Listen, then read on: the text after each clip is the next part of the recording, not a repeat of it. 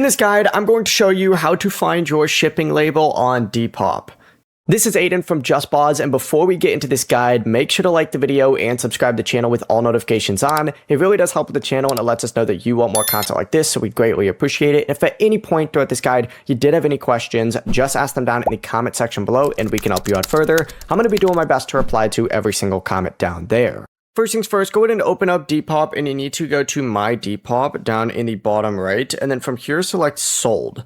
It's going to take you to a page that looks something like this for you. You need to select whatever order it is that you need to ship. So find the order that you need to ship from within here, and then tap View Shipping Label or Get Shipping Label on here, and from here you can just open up the label and save or print it. If you don't see a label, check that the buyer selected Depop shipping for the order, but that is how you can find your shipping label on Depop. The process is really as simple as that. Before you do leave, make sure to like the video and subscribe to the channel with all notifications on. It really does help with the channel and it lets us know that you want more content like this. We'd greatly appreciate it. And if at any point throughout this guide you did have any questions, just ask them down in the comment section below and we can help you out further. I'm going to be doing my best to reply to every single comment down there. Peace.